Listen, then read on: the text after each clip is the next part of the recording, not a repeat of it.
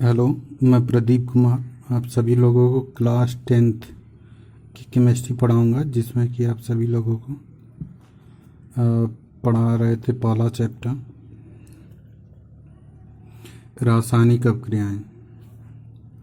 तो रासायनिक अभिक्रियाएं में यह चौथा पढ़ाए थे पिछले वीडियो में आप लोगों को। अपघटन अभिक्रियाएं किसे कहते हैं वह बता चुके हैं पिछले वीडियो में। अब ये पढ़ेंगे अपघटन अभिक्रियाओं के प्रकार।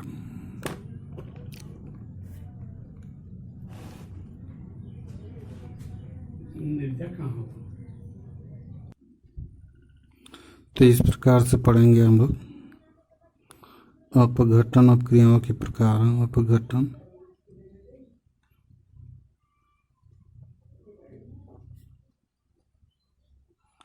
अभिक्रियाओं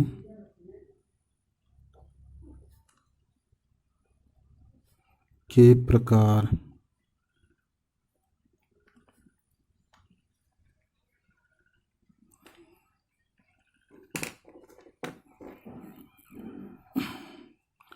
तो अपघटन अभिक्रिया दो प्रकार की होती है। पहला होता है ऊष्मीय अपघटन अभिक्रिया, ऊष्मीय अपघटन,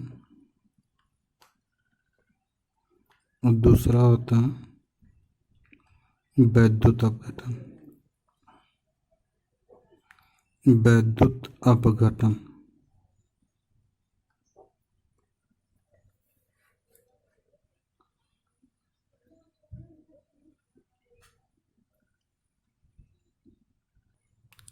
तो पहला है ऊष्मीय अपघटन। ऊष्मीय अपघटन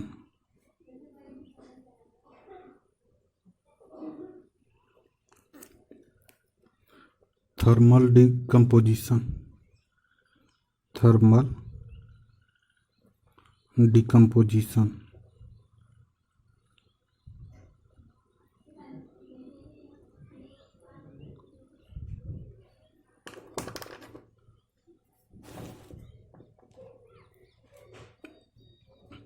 तो ऊष्मीय अपघटन में क्या होता है, यानी कि ऊष्मा द्वारा अपघटित होना। अपघटित मतलब होता है टूटना, यानी कि यहाँ पर है ऊष्मीय अपघटन मतलब कि ऊष्मा द्वारा अपघटन, या थर्मल मतलब कि ऊष्मा होगा, thermal by decomposition by thermal. तो यहाँ पर हो जाएगा थर्मल अपघटन मतलब कि ऊष्मा द्वारा अपघटित होना। तो यानी कि यहाँ पर क्या होगा कि किसी भी पदार्थ को गर्म करते हैं तो गर्म करने पर वह दो या दो से अधिक अणुओं में अपघटित हो जाता, लेकिन वह पुनः अपनी मूल अवस्था में नहीं आ पाता, तो उसे कहते हैं ऊष्मीय अपघटन। अब देखिए यहाँ पर एक वियोजन होता है, यानी कि ऊष्मीय वियोजन होता है, एक ऊष्मीय अपघटन होता है। तो ऊष्मीय वियोजन जो होता है उत्क्रमणीय अभिक्रिया होती है, लेकिन ऊष्मीय अपघटन जो होता है वह अनुत्क्रमणीय अभिक्रिया होती है।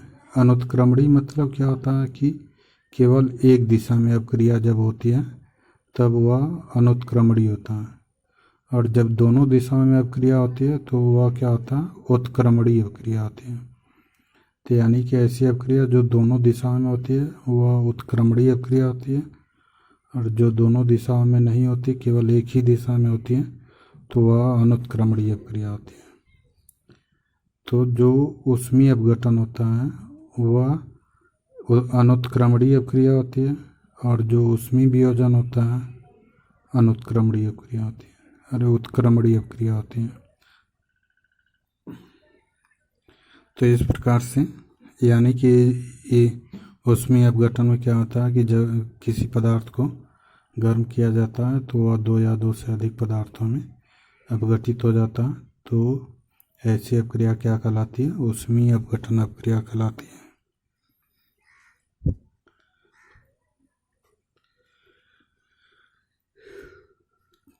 तो यहाँ पर कह सकते हैं कि ऐसी अपक्रिया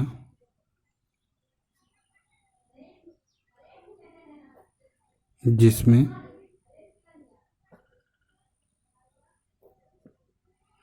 किसी पदार्थ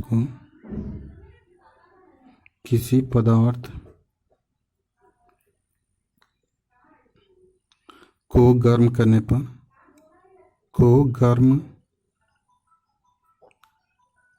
पर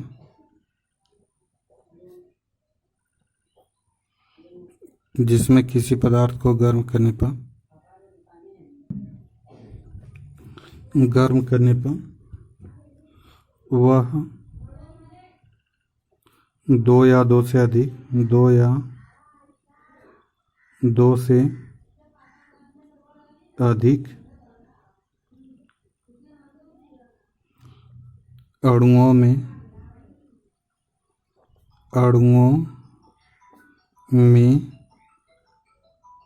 अपघटित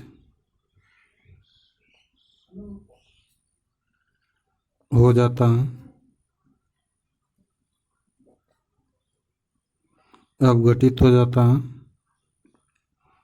ऊष्मीय अपघटन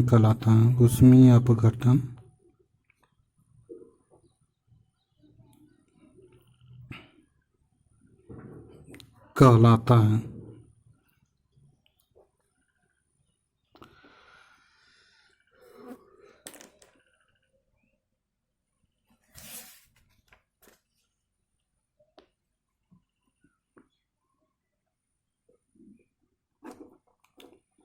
जैसे KClO3 को गर्म करते हैं तो गर्म करने पर यह KCl प्लस O2, यहाँ पर 3O2, यहाँ पर 2 तो यह हो जाएगा पोटेशियम क्लोरेट।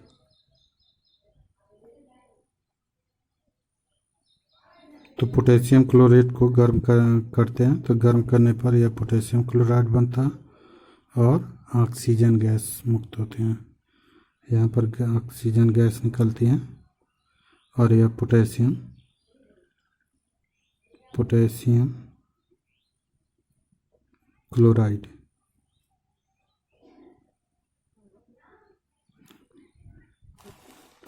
तो इस रिएक्शन के बारे में लिखेंगे तो यहाँ पर हो जाएगा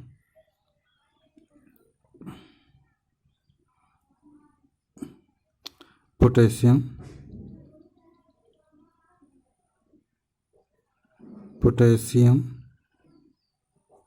क्लोरेट को गर्म करने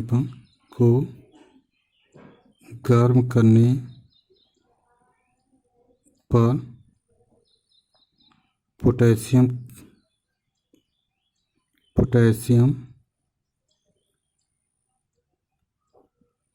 क्लोराइड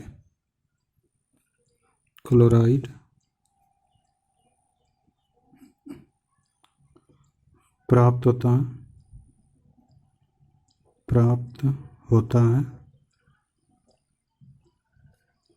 और ऑक्सीजन गैस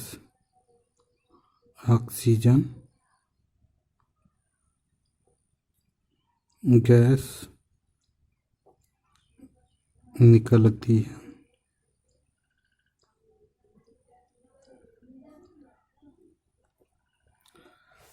तो पोटेशियम क्लोरेट को गर्म करने पर पोटेशियम क्लोराइड और ऑक्सीजन गैस मुक्त होती है। तो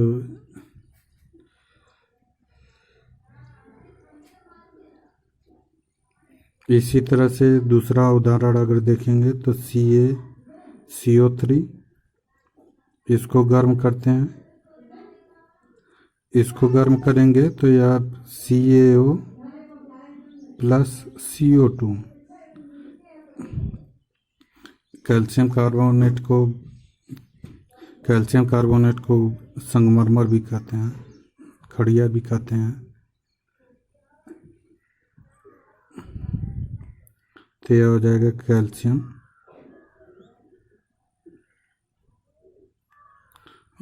चाक, दूधिया, इन सबों का सूत्र CaCO3 होता है, कैल्शियम कार्बोनेट।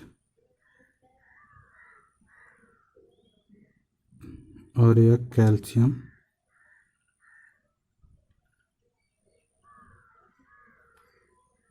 ऑक्साइड होगा, और इसे कार्बन डाइऑक्साइड कहते हैं, carbon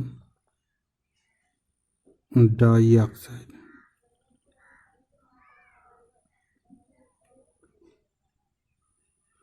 carbon dioxide, calcium oxide को कली चूना कहते हैं। तो कैल्शियम कार्बोनेट को जब गर्म करते हैं तो ये कैल्शियम ऑक्साइड और कार्बन डाइऑक्साइड गैस प्राप्त होता है। तो यहाँ पर देख रहे हैं कि यह अनुत्क्रमणीय अपक्रिया केवल एक ही दिशा में हो रही है। यह भी अनुत्क्रमणीय अपक्रिया, यह एक ही दिशा में होती है। तो इस अपक्रिया में यानी कि जो ऊष्मीय अपघटन होता है, ऊष्मीय मतलब क्या होगा कि ऊष्मा द्वारा टूटना। तो यहाँ पर किसी भी पदार्थ को जब गर्म करते हैं तो वह दो या दो से अधिक पदार्थों में क्या होता है, अपघटित हो जाता है।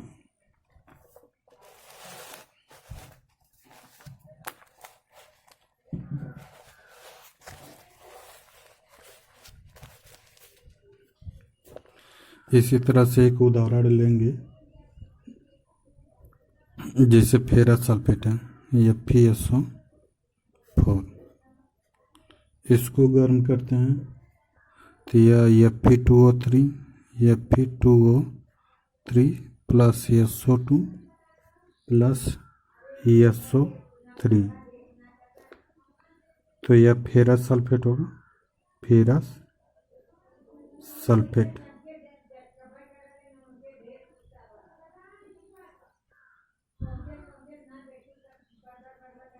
यह हो जाएगा फेरिक ऑक्साइड। यह हो जाएगा सल्फर डाइऑक्साइड, और यह हो जाएगा सल्फर ट्राइऑक्साइड, सल्फर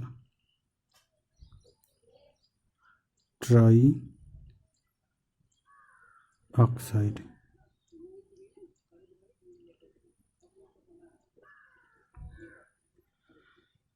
तो यहाँ पर फेरस सल्फेट को गर्म करते हैं तो फेरिक ऑक्साइड, सल्फर डाइऑक्साइड और सल्फर ट्राइऑक्साइड प्राप्त होता है। तो ऐसी अपक्रिया ऊष्मीय अपघटन होता है। तो यहाँ पर देख रहे हैं कि एक ही पदार्थ को गर्म कर रहे हैं और यहाँ पर 3 प्रकार के अणु प्राप्त हो रहे हैं।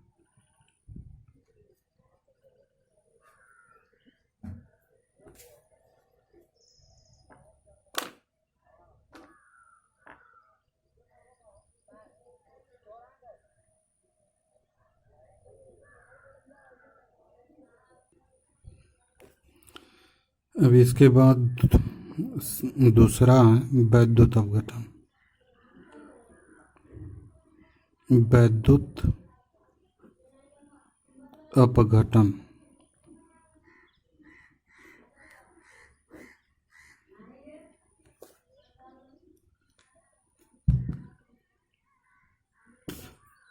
वैद्युत अपघटन में क्या होगा कि ऐसी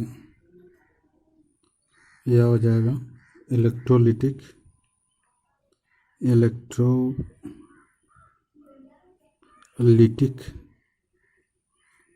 डिकम्पोजिशन।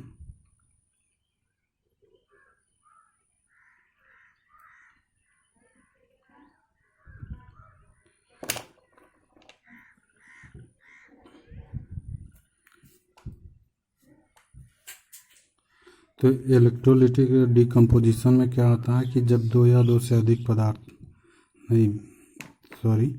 इसमें क्या होता है कि वैद्युत अपघटन मीन्स पहले वह समझ लेंगे। यहाँ पर क्या होगा, विद्युत द्वारा अपघटित होना, यानी कि विद्युत द्वारा क्या होगा, अपघटित होगा। तो ऐसे अपघटन को क्या कहते हैं? वैद्युत अपघटन कहते हैं।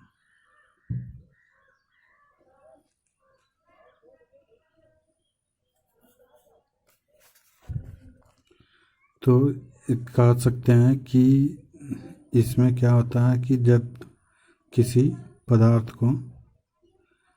पदार्थ के गलित अवस्था या जलीय विलयन में विद्युत धारा जब प्रवाहित करते हैं तो विद्युत धारा प्रवाहित करने पर वह अपने अवयवी अणुओं में अपघटित हो जाता है। अब यहाँ पर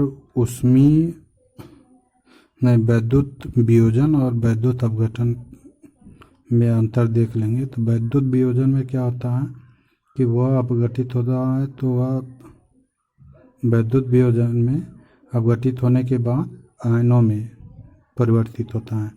लेकिन वैद्युत अपघटन में जो होता है वह अपने अवयवी अणुओं में, यानी कि अवयवी मतलब जितने भी उसमें परमाणु होते हैं वह अणु में परिवर्तित हो जाते हैं, तो वह अणुओं में अपघटित हो जाता है। तो इस प्रकार के अपघटन को कहते हैं वैद्युत अपघटन, यानी कि ऐसी अपघटन अपक्रिया जिसमें कि किसी पदार्थ की गलित अवस्था या द्रव अवस्था में अगर विद्युत धारा प्रवाहित करते हैं तो वह दो या दो से अधिक अवयवी अणुओं में टूट जाता है या अपघटित हो जाता है, तो इसे कहते हैं वैद्युत अपघटन।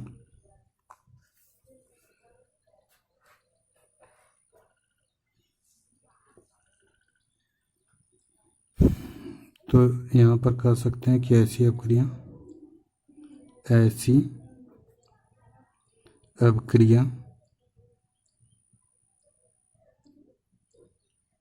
जिसमें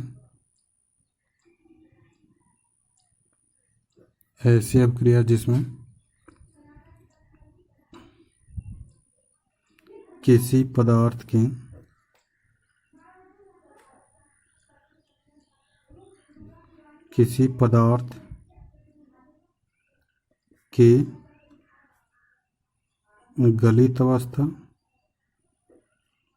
गलित अवस्था या जलीय विलयन में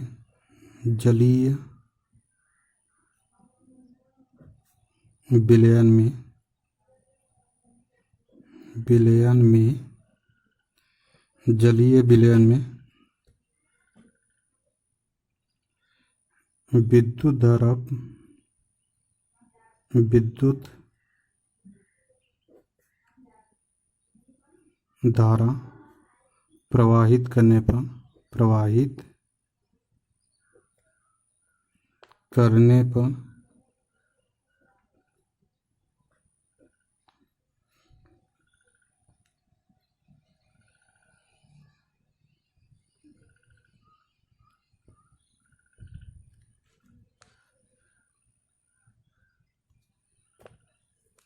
प्रवाहित करने पर वह अपने अवयवी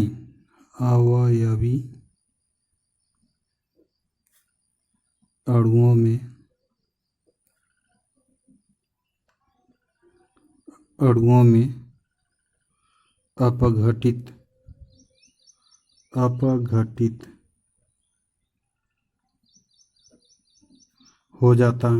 अपघटित हो जाता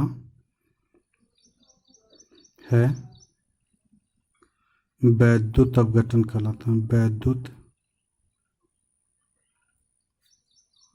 अपघटन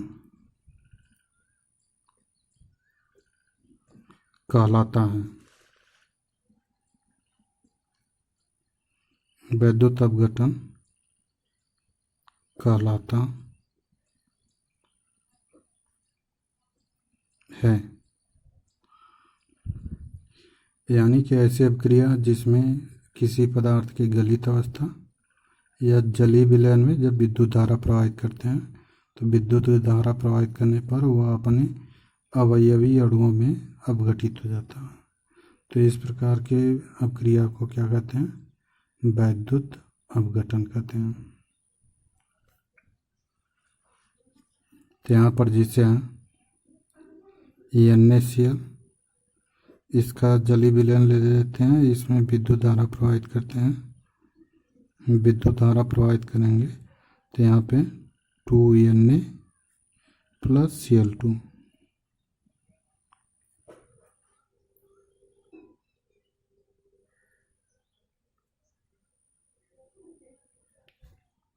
तो यह कैथोड पर होगा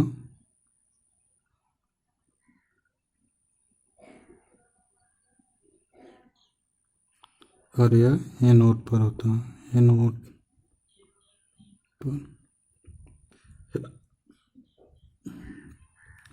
तो यहाँ पर आयनों के रूप में नहीं बदलेंगे, यह अपने अवयवी यानी कि जिनसे जितने परमाणुओं से मिलकर बने होते हैं वह क्या होते हैं? अलग अलग हो जाते हैं। तो ऐसी अपक्रिया को क्या कहते हैं? वैद्युत अपघटन कहते हैं।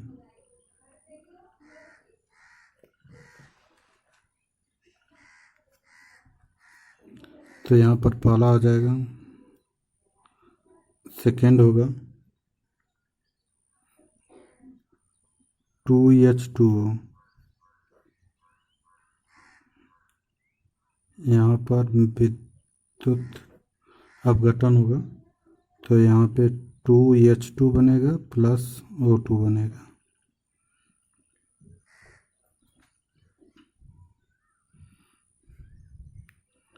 तो यहाँ पर जो जल में अगर विद्युत धारा प्रवाहित करते हैं तो हाइड्रोजन गैस बनता है और ऑक्सीजन गैस बनता है।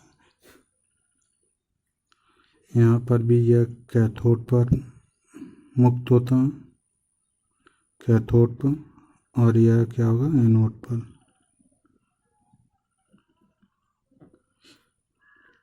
यह ऑक्सीजन गैस है और यह हाइड्रोजन गैस होता है, तो यह कैथोड पर प्राप्त होता है और यह ऑक्सीजन क्या होता है? एनोड पर प्राप्त होता है। तो इस प्रकार की अपक्रिया को क्या कहते हैं? वैद्युत अपघटन।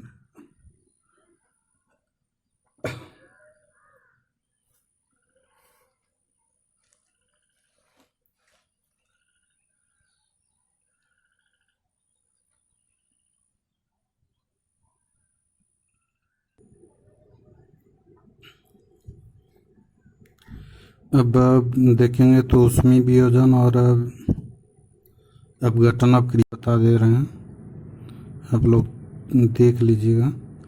ऊष्मीय वियोजन, ऊष्मीय वियोजन और ऊष्मीय अपघटन, दोनों में डिफरेंस बता दे रहे हैं।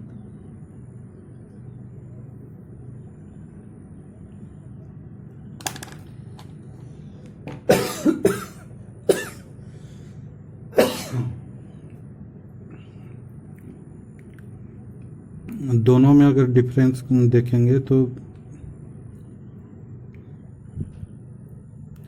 सबसे पहला डिफरेंस तो यही है कि जो ऊष्मीय वियोजन होता है, ऊष्मीय वियोजन यह उत्क्रमणीय अपक्रिया होती है और ऊष्मीय अपघटन जो होता है अनुत्क्रमणीय अपक्रिया होती है। यानी कि कह सकते हैं कि ऊष्मीय वियोजन, ऊष्मीय वियोजन उत्क्रमणीय अपक्रिया होती है। उत्क्रमणीय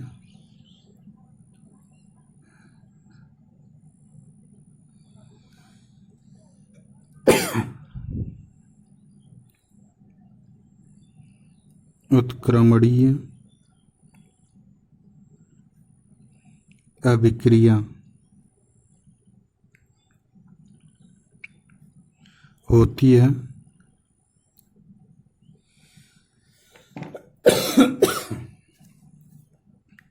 और यह क्या होता है?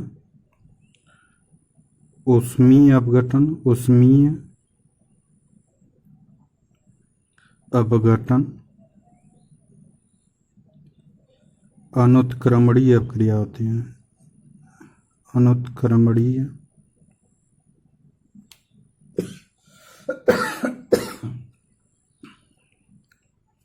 अनुत्क्रमणीय अपक्रिया होती है।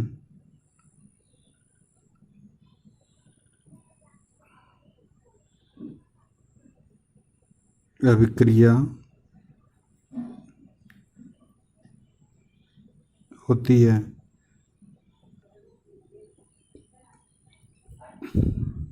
तो उसमें वियोजन जो होता है उत्क्रमणीय अपक्रिया होती है और उसमें अपघटन क्या होता है, अनुत्क्रमणीय अपक्रिया होती है।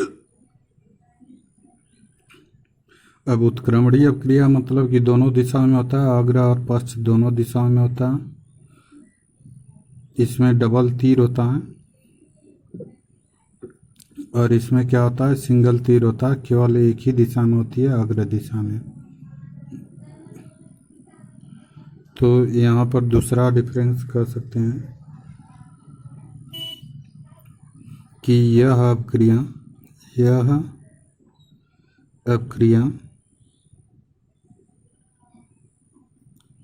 दोनों दिशाओं में होती है, दोनों दिशाओं में।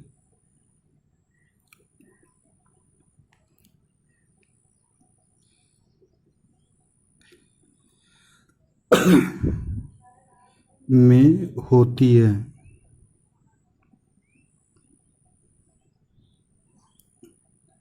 यानी कि यह जो अपक्रिया होती है दोनों दिशाओं में होती है।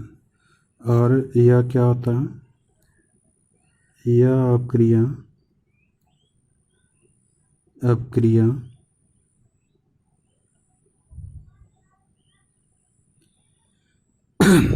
केवल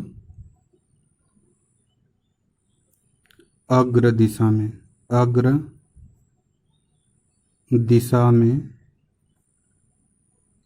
होती है।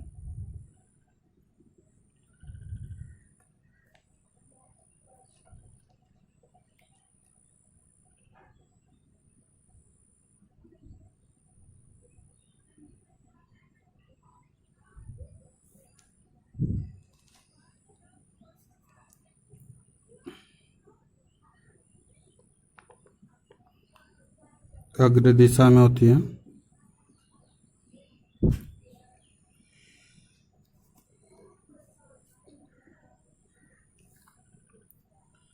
और जो ऊष्मीय अपक्रिया होती है इसको गर्म करते हैं तो उत्पाद बनता है, और उत्पाद को अगर ठंडा कर देते हैं तो वह अपने मूल अवस्था में आ जाता है। और लेकिन इसको गर्म करते हैं तो वह दो या दो से अधिक पदार्थों में टूट जाता है, लेकिन वह मूल अवस्था में नहीं आ पाता। तो यहाँ पर इस अभिक्रिया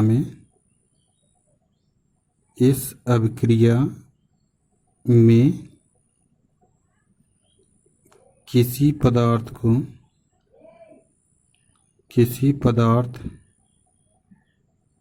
को गर्म करने पर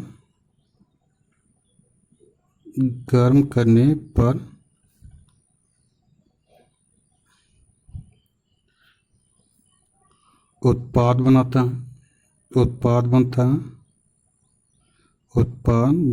है।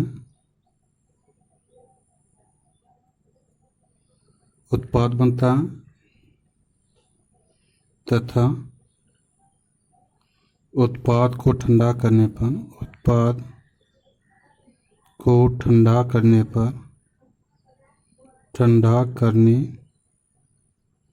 पर पुनः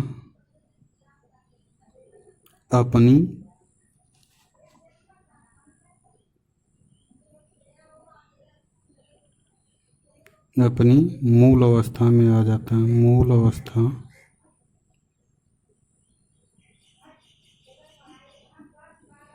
में आ जाता है।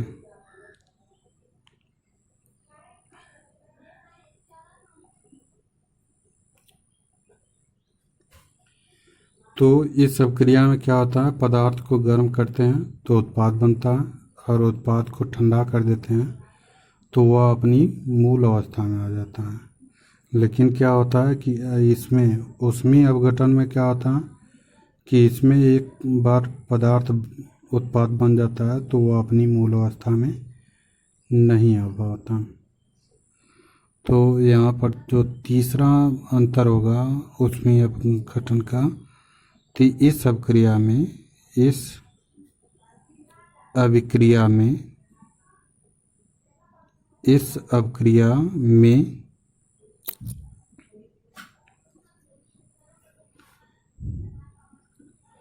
उत्पाद बनने के फलस्वरूप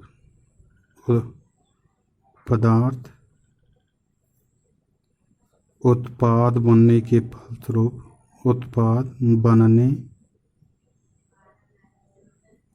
फलस्वरूप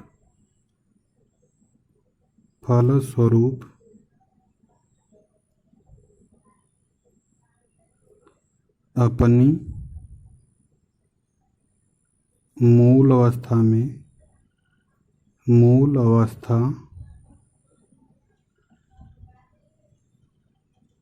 नहीं आ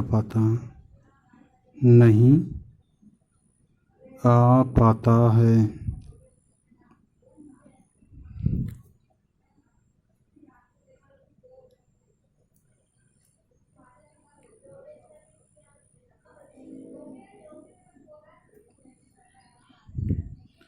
तो यहाँ पर तीनों आप लोग अंतर देख चुके हैं कि जो ऊष्मीय वियोजन होता है उत्क्रमणीय अभिक्रिया होती है, यानी कि उत्क्रमणीय अभिक्रिया जो दोनों दिशाओं में होती है, अग्र और पश्च दोनों दिशाओं में होता है, और जो ऊष्मीय अपघटन होता है वह अग्र और पश्च दोनों दिशाओं में नहीं होता है।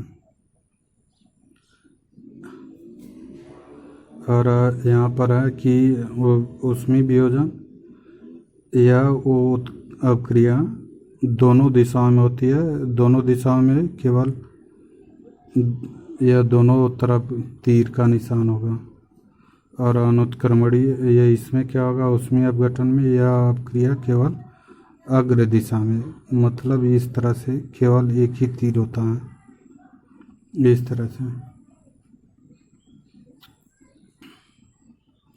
और ऊष्मीय वियोजन में इस अभिक्रिया में किसी पदार्थ को जब गर्म करते हैं तो वह अपघटित हो जाता है, लेकिन जब उत्पाद को गर्म करते हैं तो वह फिर अपनी मूल अवस्था में आ जाता है। तो ऐसी अभिक्रिया क्या कहलाती है, ऊष्मीय वियोजन कहलाता है। और ऊष्मीय अपघटन क्या होता है, इस अभिक्रिया में पदार्थ उत्पाद बनने के फलस्वरूप वह मूल अवस्था में नहीं आ पाता। तो ऐसी अभिक्रिया को क्या कहते हैं, ऊष्मीय अपघटन कहते हैं।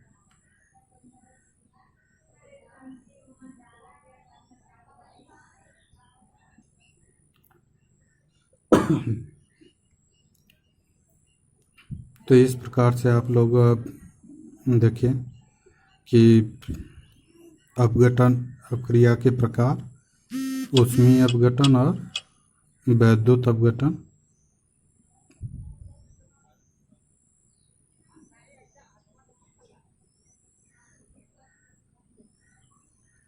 तो इसमें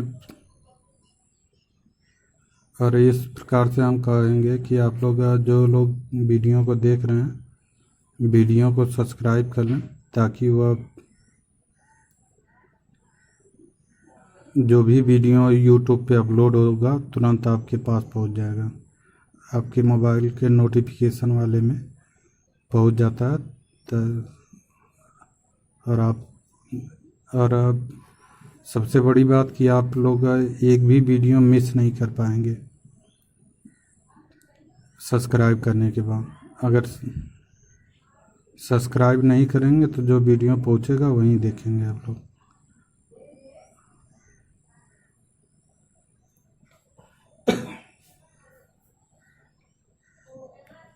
थैंक यू।